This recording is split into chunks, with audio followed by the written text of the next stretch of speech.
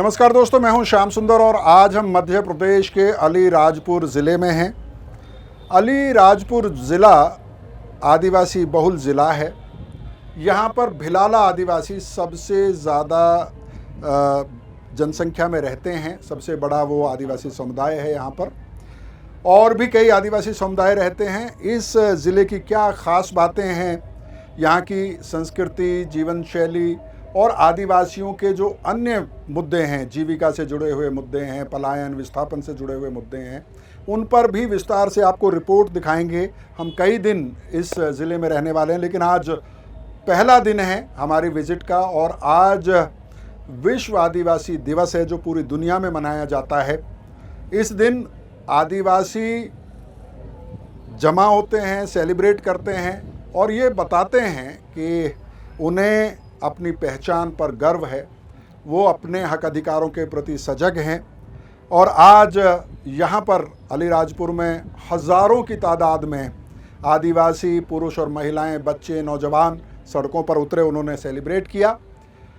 और एक बड़ा आयोजन यहाँ के कॉलेज के ग्राउंड में हुआ, जिसमें भाग लेने के लिए महाराष्ट्र के नागपुर से सतीश पेंदाम भी मौजूद थे। वो बिरसा ब्रिगेड नाम का एक संगठन चलाते हैं और उन्होंने यहाँ पर कई बातें कहीं।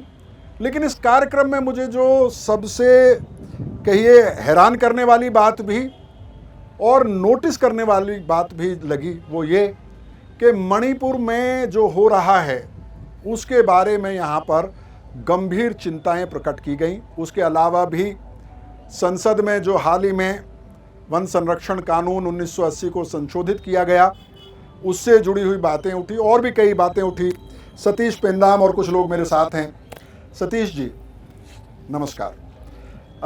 थोड़ा सा अपने बारे में और अपने संगठन के बारे में बताएं संक्षेप में। देखिए, हम लोग आदिवासियों में एक आदिवासी शहीद क्रांतिकारियों के विचारों पर आधारित एक सामाजिक मूवमेंट चलाते हैं। ये मूवमेंट पूरे देश भर में चलता है। बिरसा ब्रिगेड के नाम से, आदिवासी बचाओ आंदोलन के नाम से, आदिवासी विचार मंच के माध्यम से, इंडिजिनस स्टूडेंट फेडरेशन के नाम से। और ये संगठन राष्ट्रीय और अंतर्राष्ट्रीय स्तर पे आदिवासियों को जैसे कोऑर्डिनेशन कैसे होना चाहिए, उनका समन्वय कैसे हो, इस दिशा में ये समाज के लिए काम कर रहा है। और इस संगठन का बेस जो है वो कैडर बेस ऑर्गेनाइजेशन के रूप में हम लोग खड़ा किए हैं। और कई राज्यों में आपका कई राज्यों में, भारत के 18 राज्यों में इसका पेनिट्रेशन है। भारत के 18 राज्यों में आपका काम है। आज जब आप बोल रहे थे विश्व आदिवासी दिवस के इस फंक्शन में, तो आपने काफ़ी समय दिया मणिपुर की घटनाओं पर। क्या आपको लगता है कि पूर्वोत्तर के एक राज्य में जो बहुत दूर है मध्य प्रदेश के अलीराजपुर से, वहाँ जो हुआ, ख़ास तौर पर जिस तरह से आदिवासी महिलाओं को निशाना बनाया गया हिंसा का, उसका कोई असर यहाँ पड़ेगा? उसके बारे में आदिवासी चिंतित होगा, आक्रोशित होगा? पूरे देश का आदिवासी डर गया है इस घटना से। पूरे देश का आदिवासी डर गया है। ये घटना देश के आदिवासियों में एक भय निर्माण करती है कि कहीं सरकार आदिवासियों के प्रति सिविल वॉर को तो खड़ा नहीं कर रही है। उसका कारण ऐसा है कि इस्लामाबाद में अगर कोई घटना होती है, उसकी जानकारी दिल्ली में आधे घंटे में पहुंच जाती है।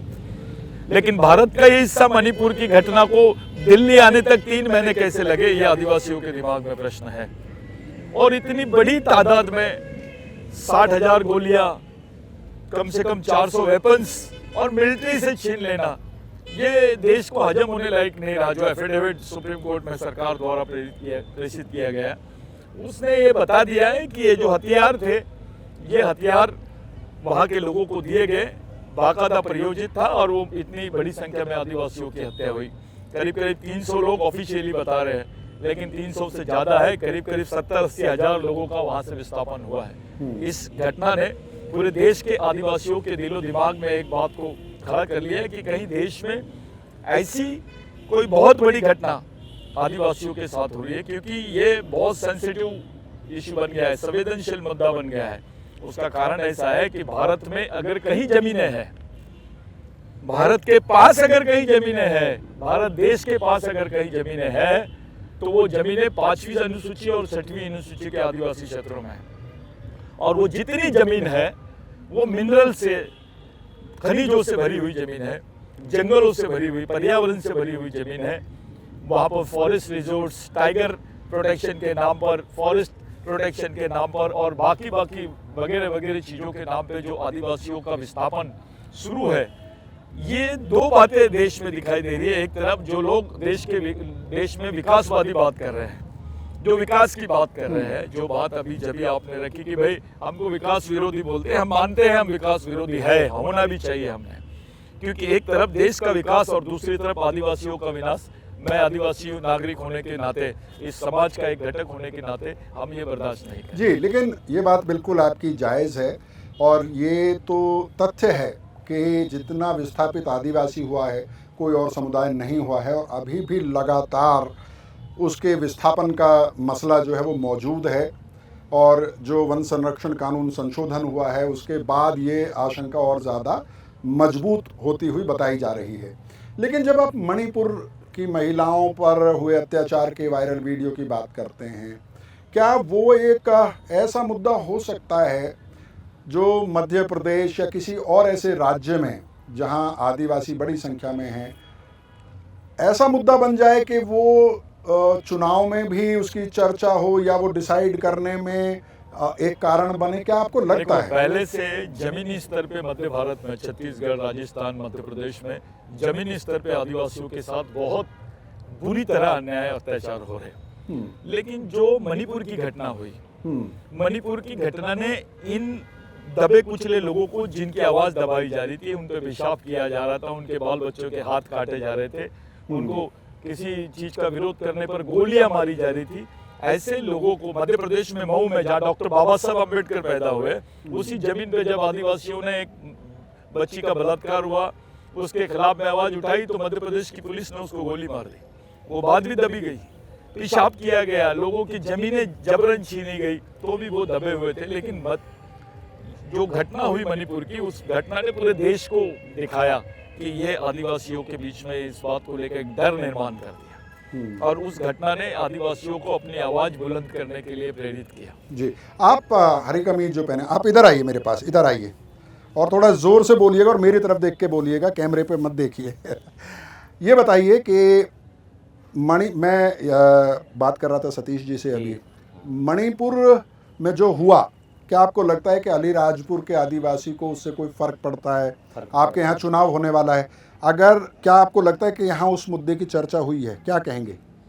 यहाँ पर पहले अपना नाम मुझे बता दीजिए। मेरा नाम कैलाश डावर है। कैलाश डावर। मैं सामाजिक कार्यकर्ता हूँ, हाँ। देश से जुड़ा हुआ 7 साल से हो गया हूँ। जी जी। यहाँ काफ़ी आदिवासी लोग रहते हैं, जैसे भील भिलाला बोलते हैं, लेकिन एसटी कैटेगरी से।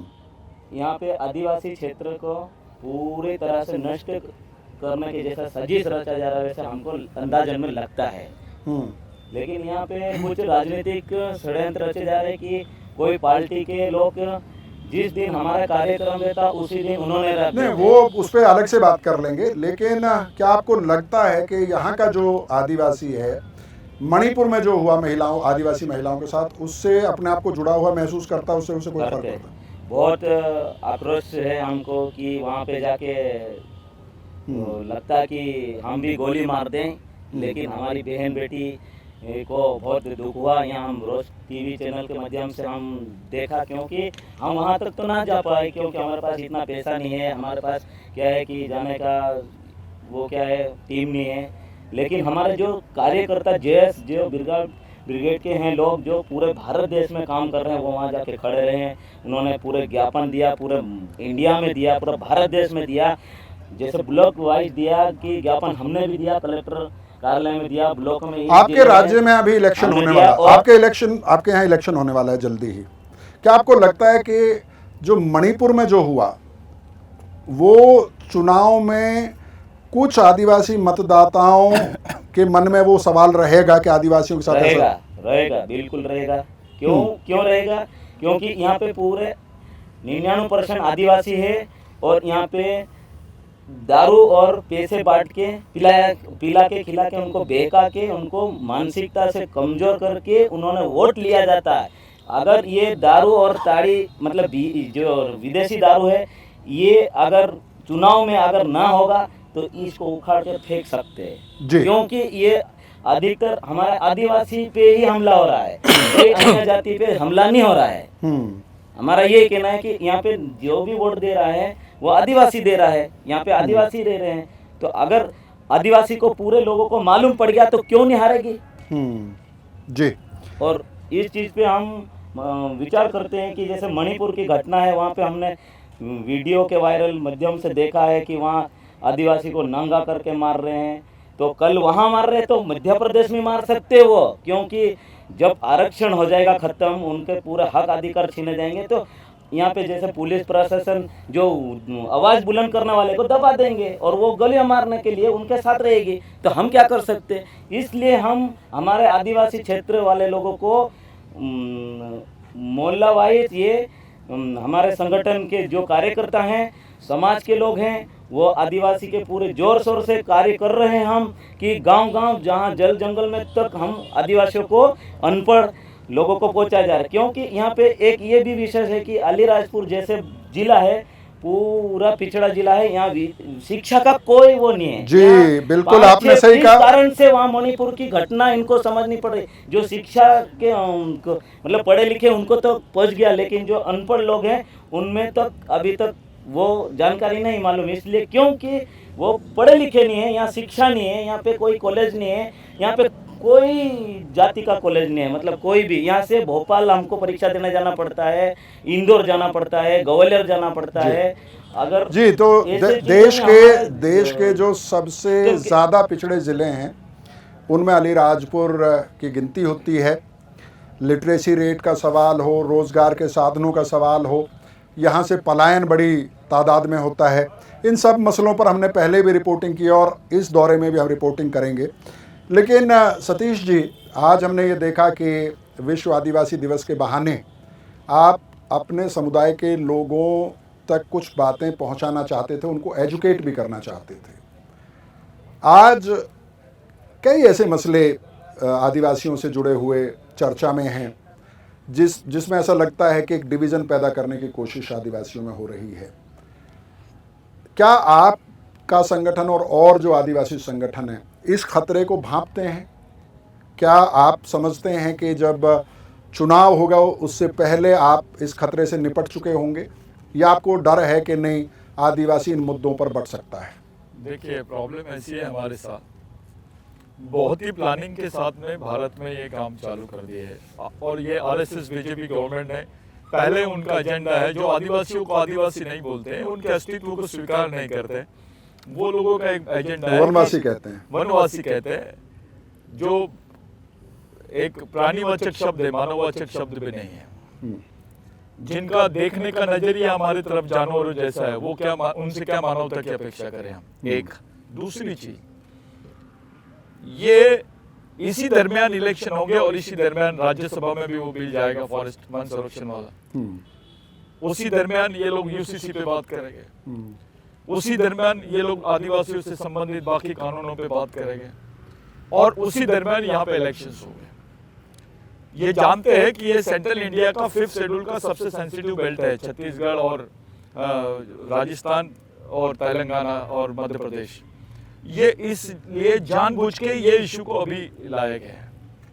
आप एक बात बताइए, इतने बड़े इशू को कि जो आदिवासियों की जिंदगी से जुड़ा है, प्रधानमंत्री को नहीं लगा कि आदिवासियों से पूछना चाहिए?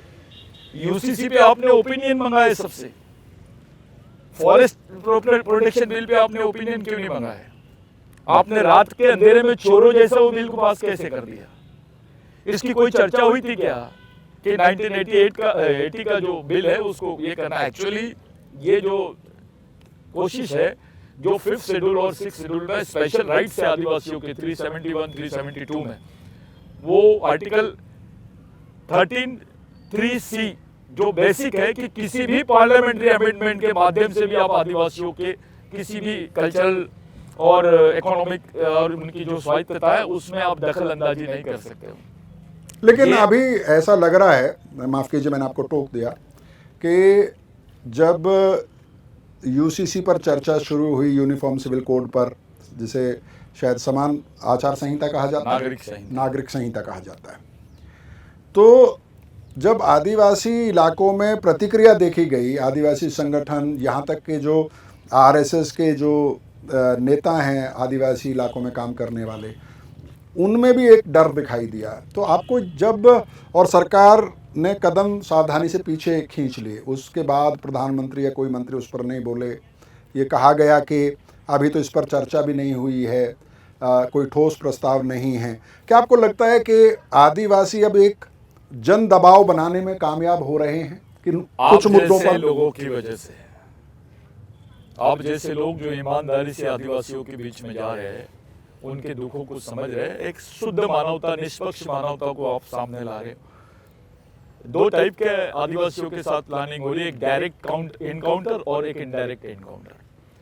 अगर यूसीसी लागू करते तो डायरेक्ट इनकाउंटर आदिवासियों का हो जाता, लेकिन यूसीसी को बैक साइड किया, अब इनडायरेक्ट इनकाउंटर की थ्योरी इन्होंने अडॉप्ट करी। इन्होंने फॉरेस्ट बिल ला लिया, इन्होंने अभी दूसरी लाइन 5th शेड्यूल को इन्होंने अमेंड कर दिया। 5th शेड्यूल में अब आदिवासी ग्राम सभा का कोई वैल्यू नहीं रहा। ये कर कैसे सकते हैं? These are all in unconstitutional. जितने लॉ बीजेपी आरएसएस ने पास करे हैं, ये देश के संविधान के खिलाफ में जाकर इन्होंने पास किए, और इसको संसदीय या लोकतांत्रिक सरकार नहीं बोलते हैं, ये तानाशाही है। जी सतीश जी, मुझे रोकना पड़ेगा आपको, क्योंकि आप देख सकते हैं कि बारिश शुरू हो गई है। कुदरत मेहरबान है, मौसम अच्छा बना हुआ है, और इस इलाके से अगले कई दिनों में हम लोग कई ग्राउंड रिपोर्ट्स आपके लिए लेकर आएंगे। अलग अलग मुद्दों को डिटेल में समझने की कोशिश करेंगे। जैसे मैंने कहा कि अलीराजपुर देश के सबसे पिछड़े ज़िलों में से एक है। यहाँ पर आदिवासियों के लिए बनाए गए स्कूलों का क्या हाल है, या स्कूल बनाए भी गए हैं या नहीं बनाए गए हैं, यहाँ पर स्कूल ड्रॉप आउट रेट इतनी ज़्यादा क्यों है, यहाँ से पलायन और विस्थापन इतना ज़्यादा क्यों है, इन सारे मसलों को समझने की कोशिश करेंगे। जी जी, जाते जाते आपके दिमाग में जी जी जी जी, अलीराजपुर को मजदूरों की मंडी बोले जाती है। जी बिल्कुल, मैंने भी सुना है, और इस मसले को विस्तार से समझने की कोशिश हम जरूर करेंगे। इंसिडेंट्स हुए, मैं जब बात बोला तो आरएसएस के लोगों ने मेरा बहुत विरोध किया। जी, यहाँ आदिवासी लड़कियों को बेचने की भी बात की। बहुत सीरियस ये मसला सतीश, बहुत सीरियस मसला सतीश जी ने उठाया है। इस पर गंभीरता से हम लोग यहाँ पर पड़ताल करने की कोशिश करेंगे, इस मसले को समझने की कोशिश करेंगे।